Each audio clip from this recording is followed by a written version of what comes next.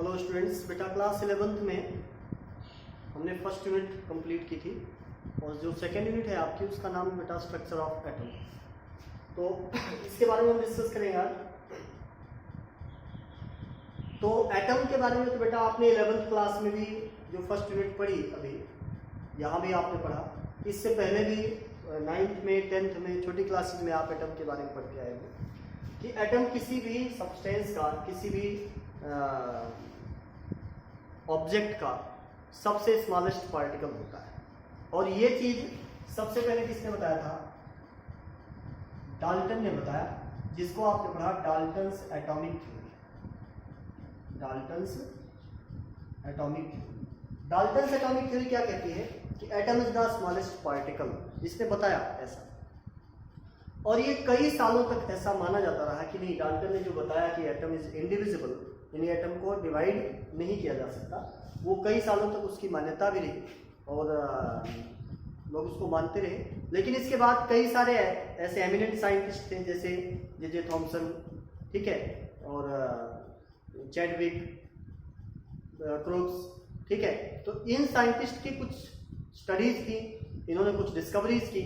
उस डिस्कवरीज से ये पता चला कि नहीं, एटम को और आगे सब एटॉमिक पार्टिकल्स में डिवाइड किया जा सकता है। और इस तरीके से सब एटॉमिक पार्टिकल्स की डिस्कवरी शुरू हुई। और सब एटॉमिक पार्टिकल्स में जैसे आपको लगभग जो है 35 के आसपास सब एटॉमिक पार्टिकल्स पता है हमको, ठीक है। इलेक्ट्रॉन, प्रोटॉन, न्यूट्रॉन, पॉजिट्रॉन, ठीक है, पाई मेसन, पॉजिटिव पाई मेसन, नेगेटिव पाई मेसन, ठीक है। तो इस तरीके से बहुत सारे सब एटॉमिक पार्टिकल्स आजकल हमें ज्ञात हैं। लेकिन सबसे पहले हम बात करेंगे कि सब एटॉमिक पार्टिकल्स में एटम को डिवाइड किया जा सकता है, ठीक है ना।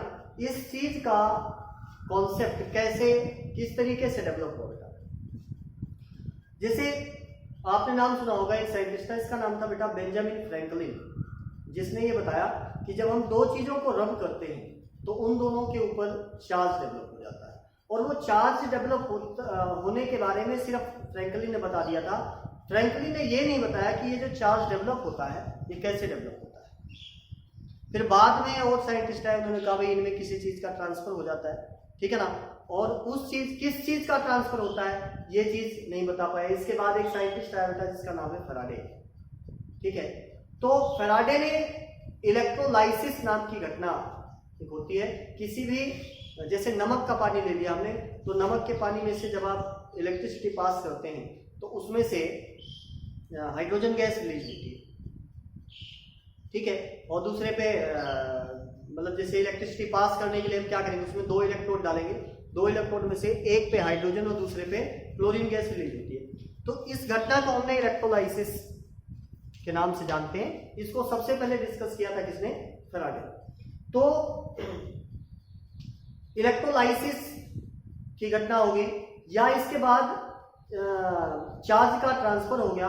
ये कई सारी ऐसी घटनाएं आई जिनमें ऐसा लगा कि भाई अगर दो चीजों को आपस में रब करते हैं या किसी चीज में से इलेक्ट्रिसिटी पास करते हैं तो इसमें कोई ना कोई ऐसी चीज जरूर है जो मूव करती है या जो ट्रांसफर, जिसका ट्रांसफर होता है, जिसकी वजह से ये जो फिनोमिनन्स हैं, नेचुरल फिनोमिनन्स, ये घटित होती है। तो ऐसा सोच करके फैराडे ने जो इलेक्ट्रिसिटी पास करने का सुझाव दिया, उसमें यह देखा गया कि उसने मटेरियल को दो पार्ट में डिवाइड किया। एक को कहा इंसुलेटर और दूसरे को क्या कहा? कंडक्टर। यानी जैसे नमक के पानी में से इलेक्ट्रिसिटी पास हो सकती है, आयरन के वायर में से इलेक्ट्रिसिटी पास हो सकती है, कॉपर में से इलेक्ट्रिसिटी पास हो सकती है, लेकिन जो लेड है या फिर ऐसे कह लीजिए कि सल्फर है, फास्फोरस है, इनमें से इलेक्ट्रिसिटी पास नहीं होती। इस चीज के बारे में जब और आगे अच्छी तरीके से स्टडी की गई तो मटेरियल के दो ग्रुप बनाए गए, जिसमें एक को कहा गया कंडक्टर, जिसमें से इलेक्ट्रिसिटी पास हो सकती है, और दूसरा इंसुलेटर, जिसमें से इलेक्ट्रिसिटी पास नहीं हो सकती। ऐसे एक साइंटिस्ट था बेटा जिसका नाम था विलियम क्रूक्स।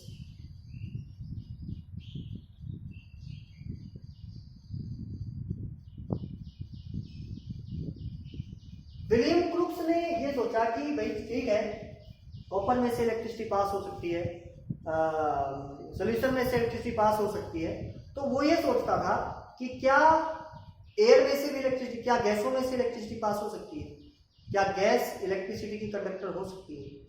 इस चीज की स्टडी करने के लिए उसने क्या किया, एक गैस का कॉलम बनाया। कॉलम कैसे बनाया बेटा, एक ग्लास की ट्यूब ली और इस ग्लास ट्यूब के अंदर इलेक्ट्रिसिटी पास करने के लिए उसने 2 इलेक्ट्रोड लगाए, एक को कहा कैथोड।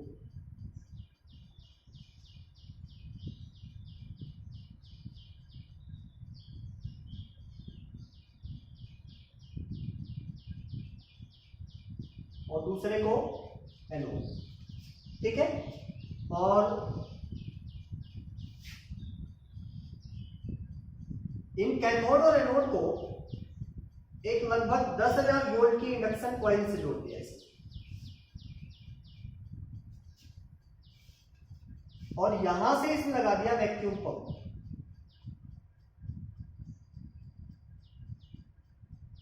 और यहां पे एक मटेरियल होता है बेटा जिसका नाम है जिंक सल्फाइड।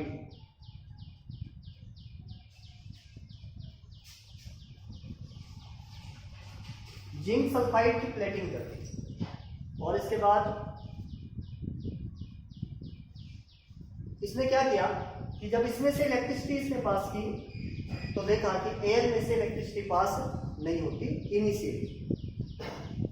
तो उसने ये सोचा कि हो सकता है इसमें अगर एयर का प्रेशर ज्यादा हो, या इस तरीके से उसने सोच करके, और इसमें से धीरे धीरे जब एयर को कम करना शुरू किया तो उसने देखा जब इसमें एयर का प्रेशर लगभग 10⁻⁻² एटमॉस्फेयर के बराबर हो जाता है, तो यहां से कुछ रेज निकलती हैं कैथोड से, और ये मूव करती हैं एनोड की तरफ। इन रेज को कहा गया बेटा कैथोड रेज।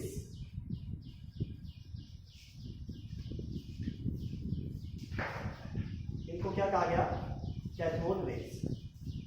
क्यों, क्योंकि they originate from the cathode. इसको हमने कैथोड कहा है और वो है एनोड।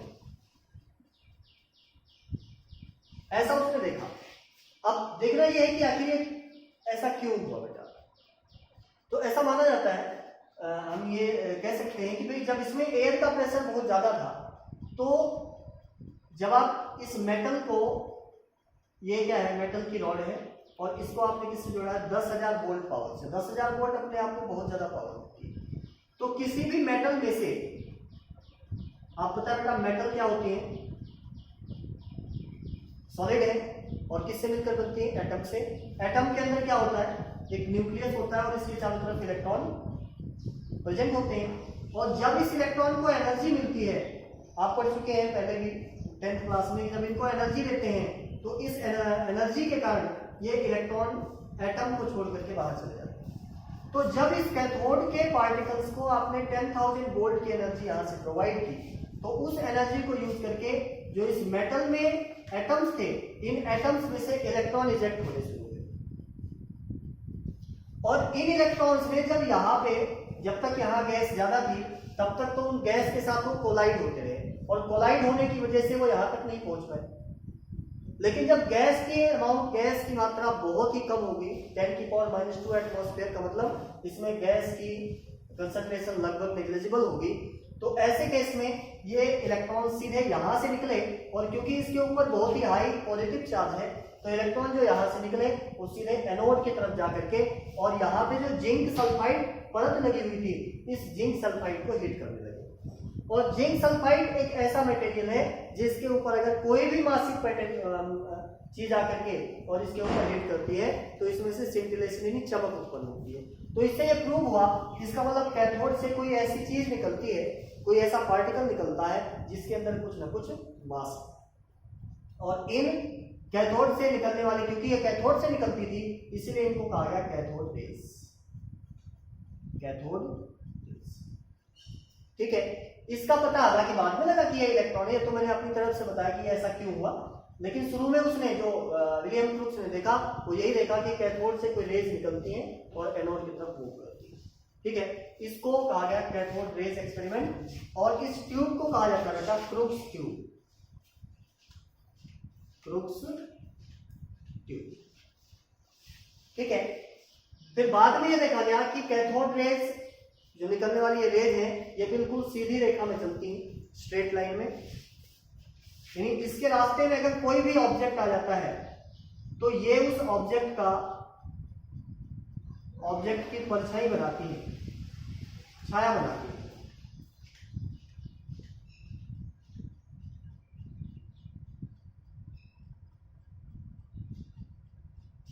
ठीक है, और छाया वही रेज बनाती है जो सीधी रेखा में चलती है। तो इससे ये प्रूव हुआ कि cathode rays travels in straight line. तो कोई इसकी प्रॉपर्टीज सुन लीजिए बेटा, जो कैथोड रेज है वो कहां से निकलती हैं? कैथोड से। ये बिल्कुल स्ट्रेट लाइन में चलती हैं। ठीक है, जब इनको इस कैथोड ट्यूब के पर एक्सटर्नल इलेक्ट्रिक फील्ड अप्लाई की गई, एक तरफ पॉजिटिव चार्ज दूसरी तरफ नेगेटिव, तो ये देखा गया कि कैथोड रेज कैथोड से निकलने के बाद पॉजिटिव पोल की तरफ मुड़ जाती है। इससे ये प्रूव होता है कि इनके ऊपर नेगेटिव चार्ज। ठीक है, तो कैथोड रेज जो है ये नेगेटिवली चार्ज पार्टिकल से मिलती है। ठीक है, तीसरी चीज अभी मैंने बताया, क्योंकि ये जिंक सल्फाइड पे सिंटिलेशन क्रिएट करती है, फ्लोरोसेंस मटेरियल के ऊपर जब ये टकराती हैं तो सिंटिलेशन क्रिएट करती हैं, जिसकी वजह से ये प्रूव होता है। और जब कैथोड रेज इससे टकराई तो सिंटिलेशन क्रिएट हुआ, इससे ये प्रूव होता है कि कैथोड रेज मास के अंदर कुछ ना कुछ मास पाया जाता है। अच्छा, इसके रास्ते में जब एक लाइट व्हील रखी गई तो ये लाइट व्हील को भी रोटेट कर देती है, इससे भी प्रूव होता है कि इसमें मास है। ठीक है, अच्छा, कैथोड रेज किसी भी गैस के साथ जब टकराती है, अगर कैथोड रेज को गैस चैम्बर से पास किया जाए जिसके अंदर गैस के पार्टिकल्स हैं, तो ये गैस के मटेरियल को, यानी गैस के एटम को आयोनाइज करके और आयंस में कन्वर्ट कर देती है, जिससे प्रूव होता है कि ये गैसों का आयोनाइजेशन करती है। कैथोड रेज फोटोग्राफिक प्लेट के ऊपर अगर पड़ती हैं तो उसके अंदर डिसोसिएशन क्रिएट करती है, उसको खराब कर देती है, ऐसे कह सकते हो आप। कैथोड रेज में ये मैग्नेटिक फील्ड में डिफ्लेक्ट होती हैं, इलेक्ट्रिक फील्ड में डिफ्लेक्ट होती हैं, और सबसे इंपॉर्टेंट चीज कि कैथोड रेज जो है ये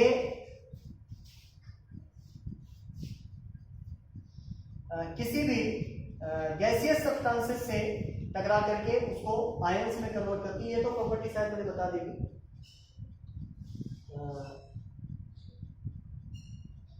हाँ, कैथोड रेज जो है ये मटेरियल पार्टिकल से मिलकर के बनी है। इससे मिलकर बनी है, मटेरियल पार्टिकल्स से मिलकर के बनी है, और इसके ऊपर कैसा चार्ज होता है? नेगेटिव चार्ज होता है। तो ये कई सारी प्रॉपर्टीज कैथोड रेज की आपको पढ़नी बेटा। तो ये क्रूक्स ट्यूब का एक्सपेरिमेंट मैंने करवाया जिसके अंदर कैथोड रेज की डिस्कवरी हुई।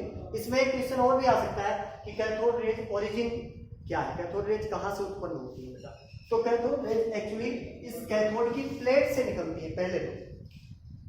पहले कहां से निकलेगी? कैथोड की प्लेट से। फिर बाद में ये गैस पार्टिकल से जब टकराएगी तो इस गैस में से भी इलेक्ट्रॉन निकलेगा। तो ये पहले प्लेट से निकलती हैं और उसके बाद गैस के पार्टिकल से निकलती हैं। तो आज के लिए इतना ही बेटा। कैथोड रेज एक्सपेरिमेंट आपको कैथोड रेज की प्रॉपर्टीज पढ़नी है। कल हम बात करेंगे कैथोड रेज के चार्ज और मास के बारे में बेटा। Thank you.